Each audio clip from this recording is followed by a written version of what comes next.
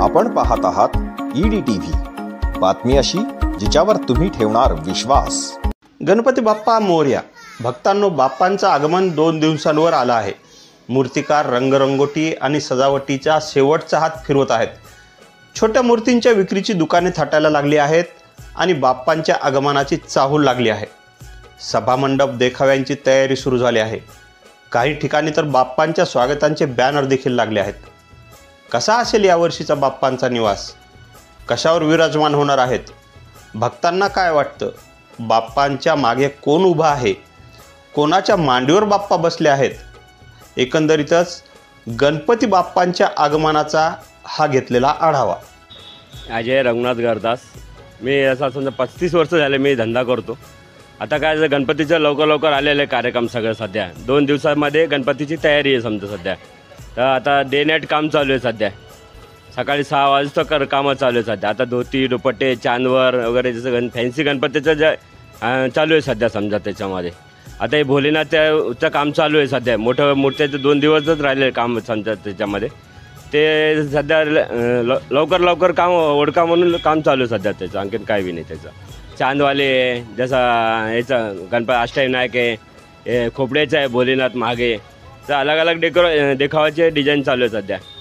आणि जसं अंबड देलगाव राजा या आजूबाजू जसं खेड्यापाड्याचे लोकांचे त्यांची बी जसं जास्त तयारी चालू आहे। त्यांना बी मूर्त्या घेऊन जायचं म्हणून तर लवकरात लवकर काम करून देण्याबद्दल चालू आहे सध्या। 13 फूटची आहे। 13 ते 15 फूट लोक आहे समजा ते 70 ते 80 हजार लोक आहे समजा त्याच्यामध्ये। कोणी केलेली ते आमच्या भैया सूरज गरदास म्हणून आहे। POPच्या म्हणजेच प्लास्टर ऑफ पॅरिसच्या मूर्तींना परवानगी मिळणार किंवा नाही या संभ्रमात मोठमोठ्या मूर्तींचे प्रमाण यावर्षी कमी झालेले दिसत आहे। शेवटच्या टप्प्यात POPच्या मूर्तींना मंजुरी मिळाली खरी, पण मूर्तिकारांना अशा मोठ्या मूर्ती तयार करण्यासाठी वेळच मिळाला नाही। त्यामुळे जालन्यात तरी 14 फुटांपेक्षा मोठ्या मूर्ती पाहायला मिळत नाहीयेत। कदाचित बाहेरगावाहून जर अशा मोठ्या मूर्ती मिळाल्या तर त्या कदाचित जालनेकरांना पाहायला मिळू शकतील।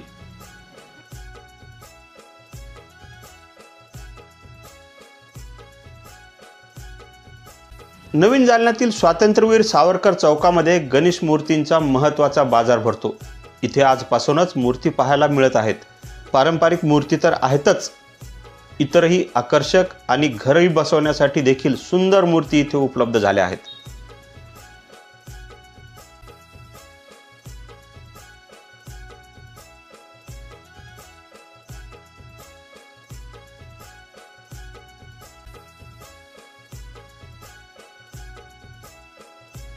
जय गणेश मित्रांनो, आमच्या मंडळाचं नाव धरणीधर गणेश मंडळ आहे। आम्ही मामा चौकात गणपती बसवतो। मागच्या 3 वर्षांपासून आम्ही गणपती बसवत आहे। पहिल्या वर्षी आम्ही लहान बसवलं होतं। आता आमच्या मंडळाचे मुलं पण वाढलेले आहेत, तर आम्ही यावर्षी मोठी मूर्ती बुक केलेली आहे। तुम्ही मूर्ती पाहू शकता, आमच्या मागं मूर्ती आहे आणि कृष्ण अवतारी मूर्ती आहे। कृष्ण अवतार म्हणजे हातात बासुरी वगैरे आहे, वरती डोक्यावर म्हणजे मुकुटावर 3 मोरचे पंख लावण्यात आलेले। त्यासाठी आम्ही तुम्हाला आमंत्रित करतो की मूर्ती पाहायला जास्तीत जास्त संख्येत येऊन जा। गणपती बाप्पा मोरया। 14 फुटांची POPची एका गणेश मूर्तीची किंमत साधारण 80,000 रुपयापर्यंत जाते आणि अशा गणेश मूर्तींच्या तयारीला 6 महिन्यांपासून सुरुवात करावी लागते। त्यामुळे एका मूर्तिकाराचा हा व्यवसाय लाखो रुपयांचा तर होतोच, त्यासोबत गणेश मंडळाचा देखील लाखो रुपयांचा खर्च होतो। याचा परिणाम बाजारात करोडो रुपयांच्या उलाढालीवर होऊन अनेकांच्या हाताला रोजगारही मिळतो। हा बाप्पा सर्वांसाठी सुख समृद्धी धनधान्य उत्साह घेऊन येतो, त्यामुळेच सर्वजण उत्साहात जल्लोषात बाप्पांचं स्वागतही करतात।